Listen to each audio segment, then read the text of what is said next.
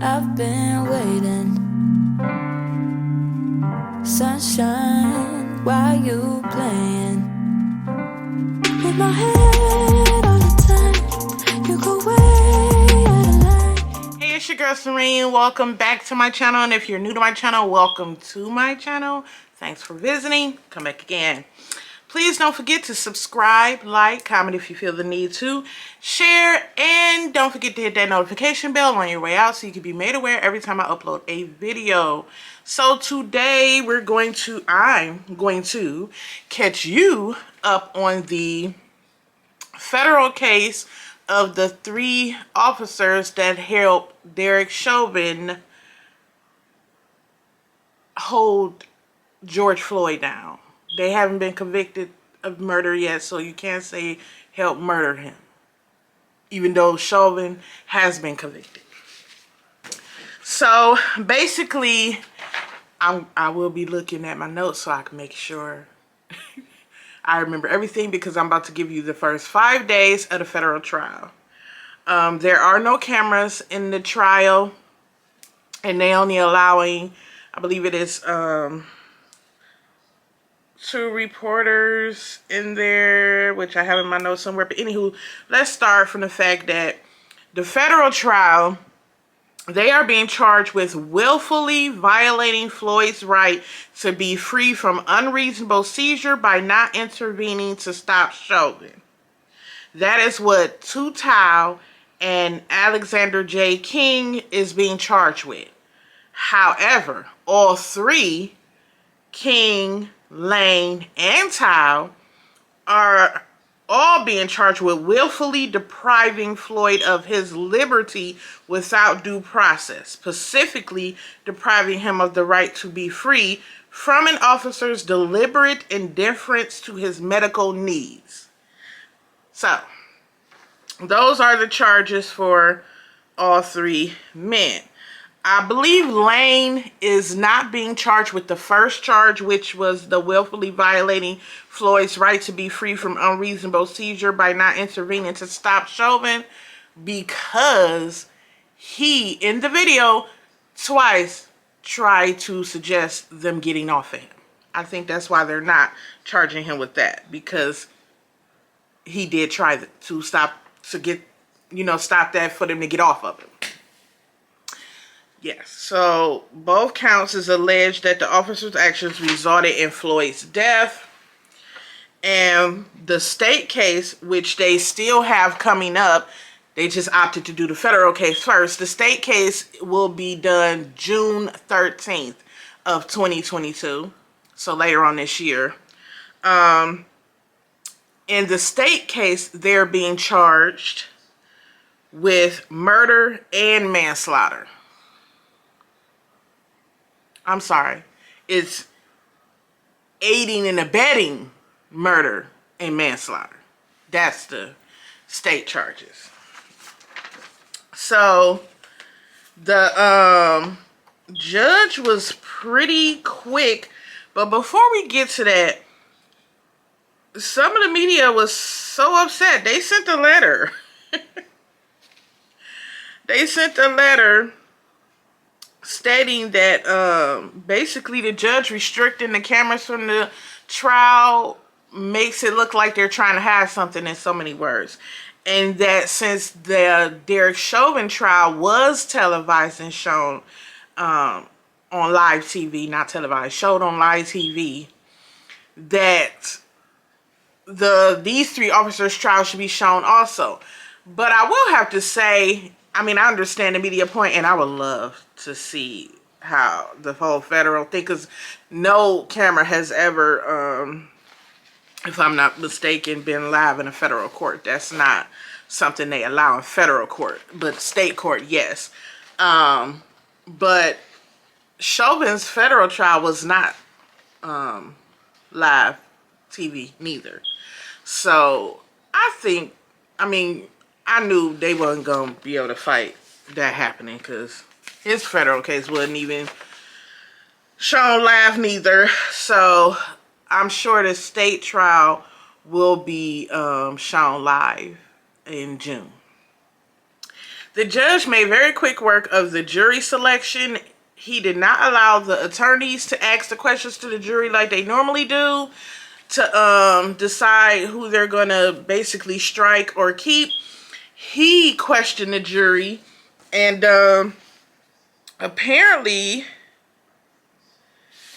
he has some jurors he had to strike for things such as on their questionnaires, some of their response to some of the questions was that among the jurors, some of them said they had a problem with watching the video of Floyd's arrest and made a personal choice to stop watching the video about 6 months ago. That's what one juror had said. That was strike.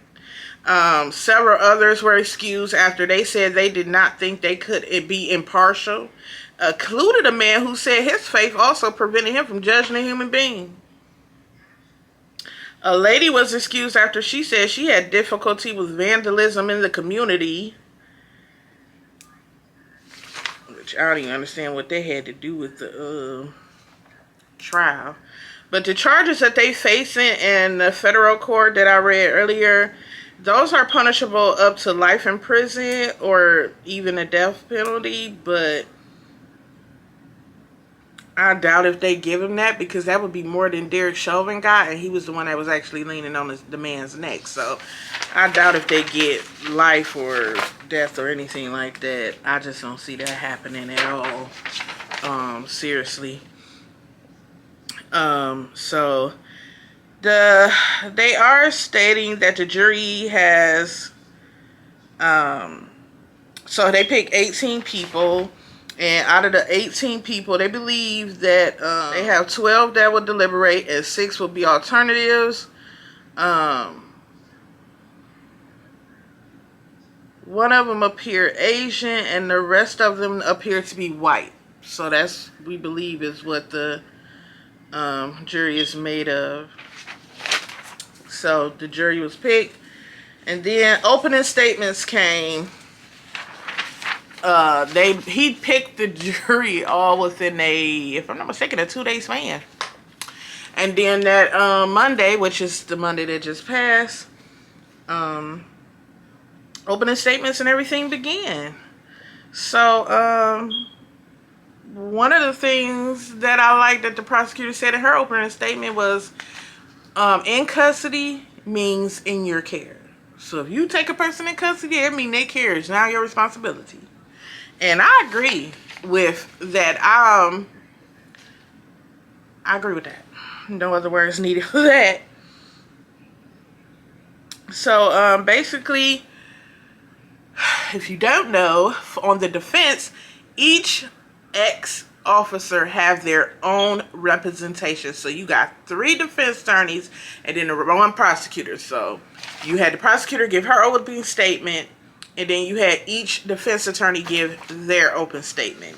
And basically, if you ask me, it all boiled down to them all blaming it on Chauvin. It seems like Tao's lawyer is more towards he was resisting, therefore since George was resisting, it's his fault. It's what it sounds like Tao lawyer is trying to say. Lane's and King's lawyer is more on the Chauvin was the senior officer, and he was King's training officer. And even though Lane asked 2 times, shouldn't we put him on his side? I'm worried about the excited equilibrium. Hold on, I'm gonna tell you exactly what it's called. Exactly what it's called. Excited delirium. He said something about that. He did. 2 times he did state these things. And Chauvin did rebuff them. He did say, no, leave him right here. Just stay put. Just stay put. He did say it. It's on video. They played it in the opening statement. Not in the opening statements. They played it later on in the testimony. But anywho, the prosecutor did play the video of him of George once he's on the ground and on up until we literally watch him die. She did play that in her opening statement, basically stating, which I will quote, "We will ask you to hold these men accountable for choosing to do nothing and watch a man die." That's exactly what she said. She's not playing. But yeah, that's basically in so many words what their defense is against it.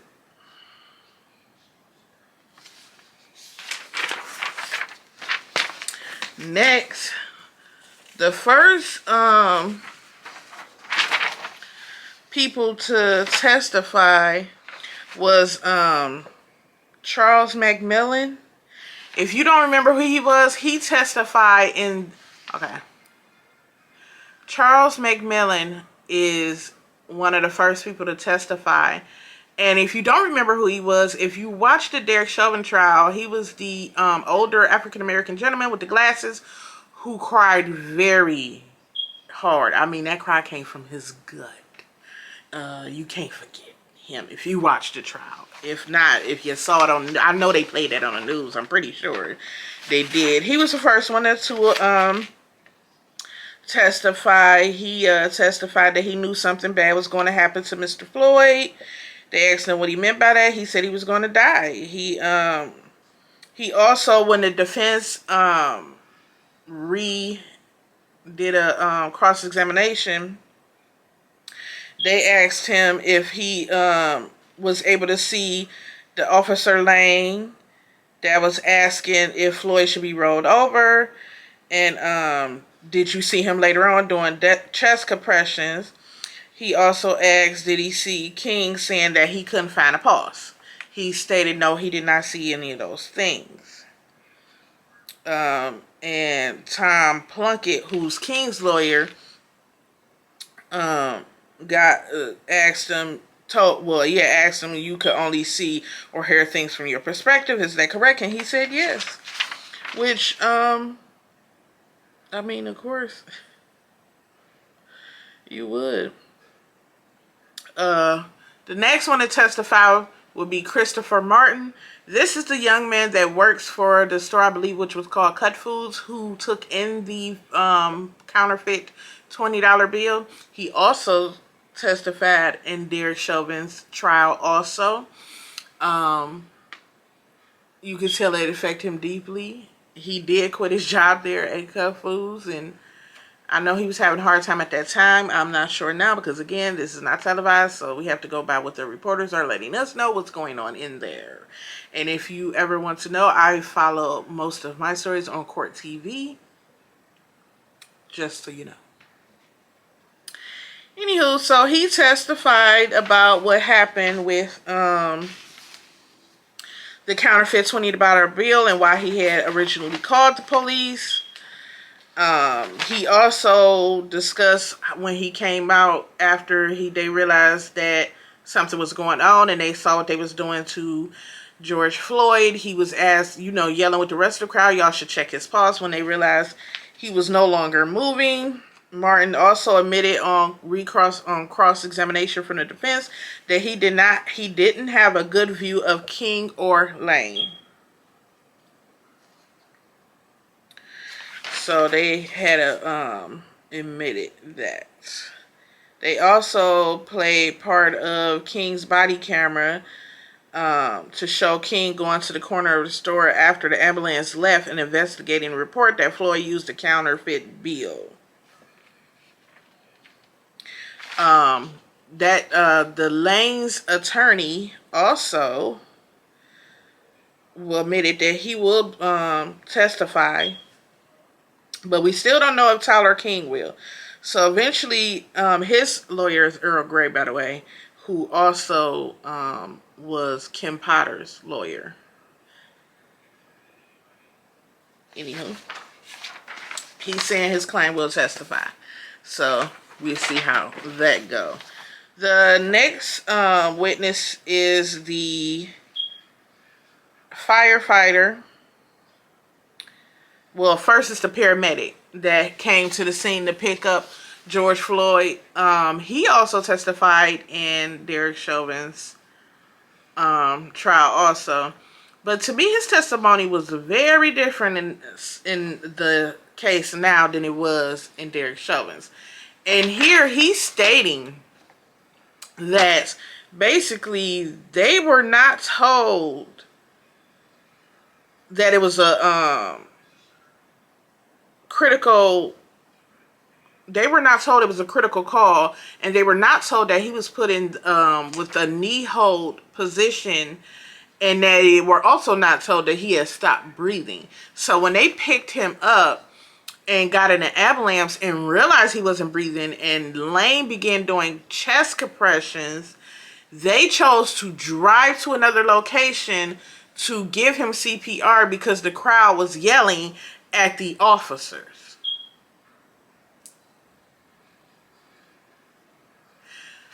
Which sound crazy to me, but I think at this point maybe he feeling bad that he didn't start chest compressions. They didn't start chest compressions immediately instead of leaving to go somewhere else because of somebody yelling. I can see if the crowd was charging at y'all. I can see if they was throwing stuff at y'all. I get it, but they were yelling. Ooh, save the man life. Anywho, moving on. The next person to testify was before I skip the paramedic on to the next one. The paramedic also said he was told that he may have been suffering from the excited delirium that I mentioned earlier, which they are going to come back and question what is excited delirium, which I looked it up, the definition, and basically it says that once someone with excited delirium goes into cardiac arrest, that person can't be revived. It says some medical examiners in recent decades have attributed in-custody deaths to excited delirium, often in cases where the person had been extremely agitated after taking drugs, having a mental health episode, or other health problems. But there is no universal accepted definition of it, and researchers have said it's not well understood. So I don't understand how they train enough, because according to later on, you're going to hear the testimony, one of the trainers said they were trained about excited delirium. So how is y'all training about something y'all don't have a definite definition for? They had a Dr. Bill Smock, an expert in forensic medicine who works as a police surgeon for the Louisville Metro Police Department in Kentucky and as a professor of emergency medicine at the University of Louisville.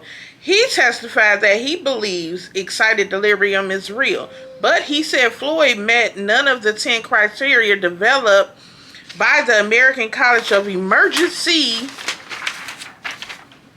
Physicians. A minimum of 6 signs are required for the diagnosis, he said. Now, he said he didn't even meet none of the criteria, but we're going to come back to that in a second. So, after they go through all of that, the next person to testify will be the firefighter, which we all know Genevieve Hansen was one of the people on the scene trying her hardest to offer to give him some type of medical attention, to check him out, to make sure he had a pulse, whatever. They ignored her. They didn't want her helping. I believe one of Tao's, I think I have the quote here.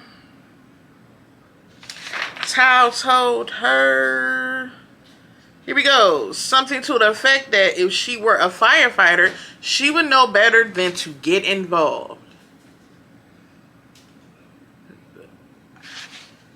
Which makes no sense. She's a firefighter. They're there to help like you were supposed to be. So, yeah. But she stated, end quote, it was just alarming the amount of people that were on top of one person not moving and handcuffed. Which is what caused her to stop. That was her reason for stopping, end quote. She also said that she asked Tao, who kept bystanders from intervening to check Floyd's pulse. King knelt. Yeah, we know what was happening there. And, you know, of course, that's when he said what he said.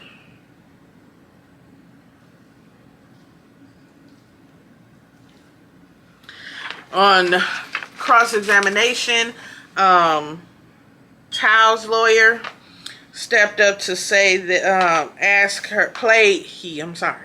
he stepped up and I'm gonna quit saying played.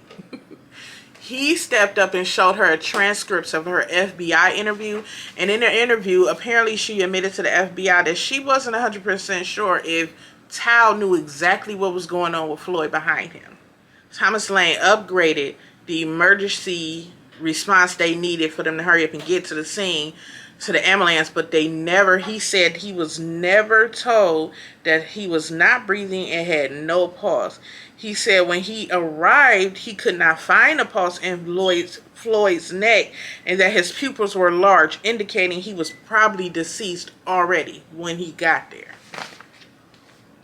So that's pretty much what that was Derek Smith, the paramedic named Derek Smith. I can't remember if he testified in Sheldon's trial, but I remember the first paramedic did. I can't remember his name. So this paramedic is the one to discuss more about what happened in the paramedic truck. Once they got Floyd in there, he asked Thomas Lane what was happened. He told him basically that the dude was kicked his way out of he said he struggled and kicked his way out of the squad car, and that basically they restrained him until you guys got here, talking to the paramedic. Lane did start helping the procedure of CPR on Floyd once they were in the paramedic truck. But of course at that point we already know he was already gone. Earl Grey did get the paramedic to admit that Lane was helpful by getting into the ambulance and trying to revive Floyd, including squeezing an airbag to try to ventilate Floyd's lungs. He said, in my opinion, he was helpful, yes. He also, Paulie, who is Tao's lawyer, he also got Smith to say that he would have not taken Floyd to another location to work on him if it weren't for the bystanders. So, yeah. Again, bull. But I'll save my opinion for later.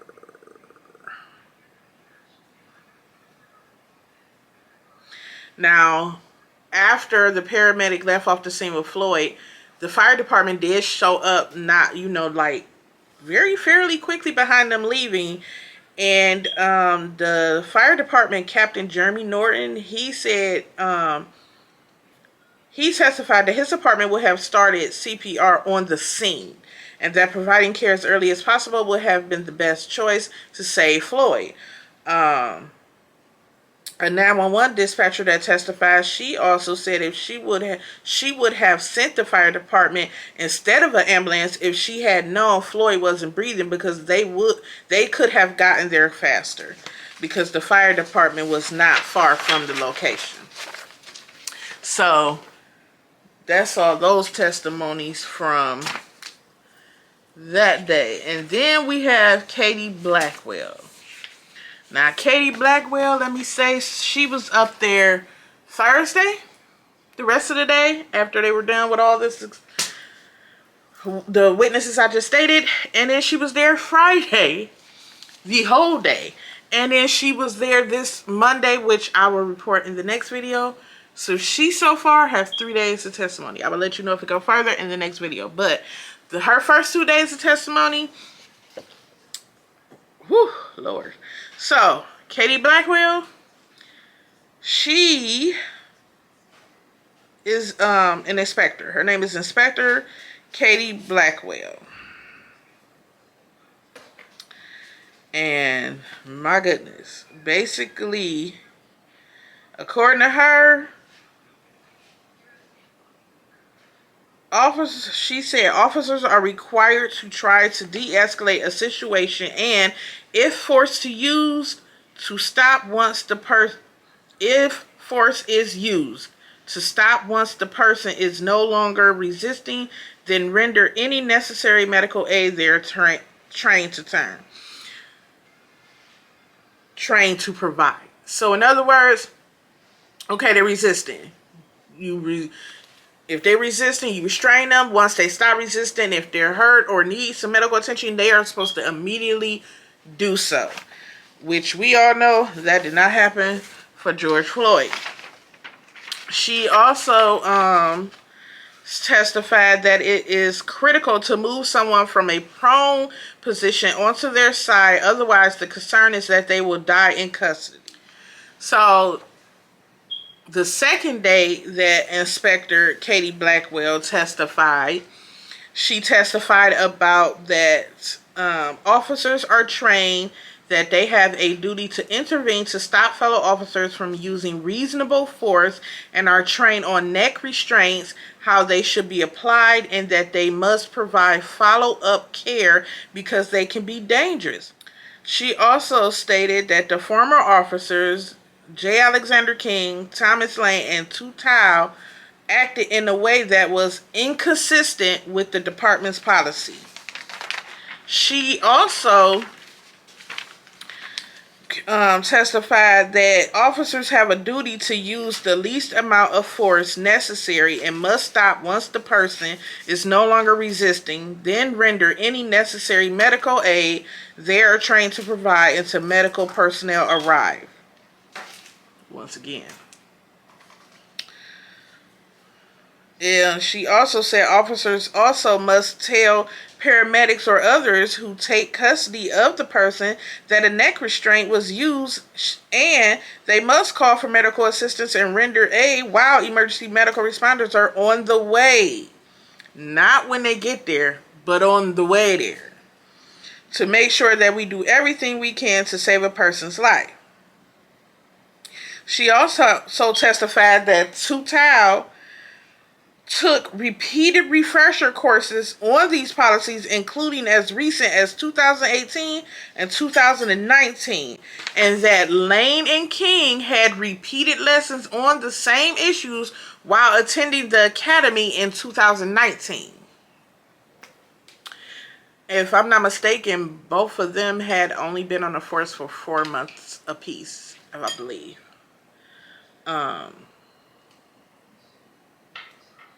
Alright. She also showed them the training video they would have received that showed the breathing difficulties that can occur in a struggling person if a struggling person is face down in the street, which Blackwell said Tao would have seen in 2012. The narrator says that breathing becomes more difficult if someone is applying weight and pressure, which could lead the person being restrained to struggle more and the officer to apply even more pressure in a vicious cycle that can end in death. The narrator says it is imperative to get a person into a side position as soon as safely possible. So, once again, they pretty much ignored their training. I don't know, with us not being in the courtroom, I don't know if she had a paper with their signed signature agreeing that they took the stuff or what or how they go. But, yeah. But what I do know, and I'm sure all of you know, is them men didn't follow any of them guidelines when it came to George Floyd's death. Now, my opinion so far of what we're hearing that's coming out of this federal trial is a bunch of blame game to me, and I think it's a bad defense. I don't understand why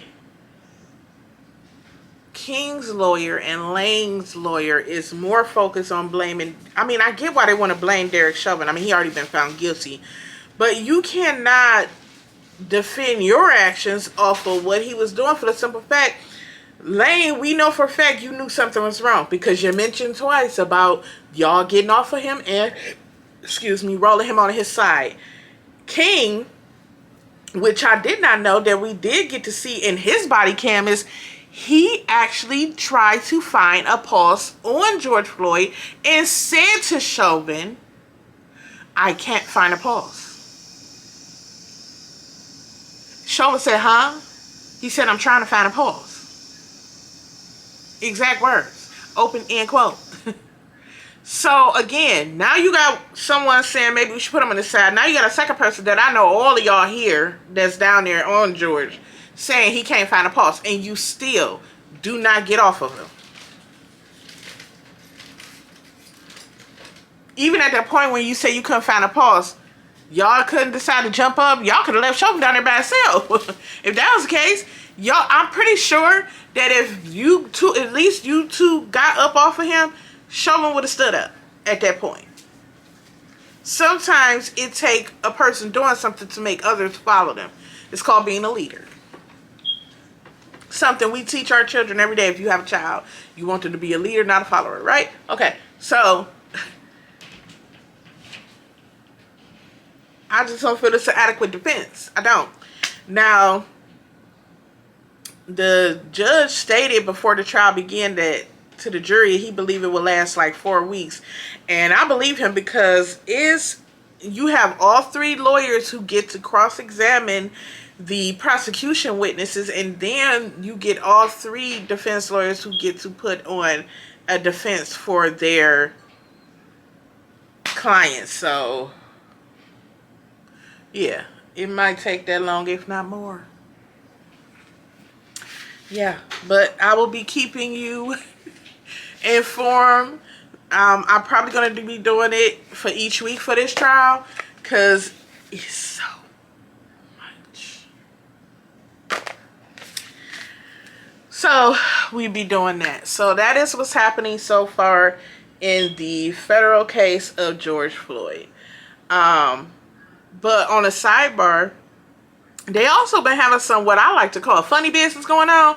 For the simple fact the defense team actually tried to have George Floyd at the time current girlfriend, when he was living, I cannot think of her name right now, but they're trying to have her not be allowed to sit in the galley.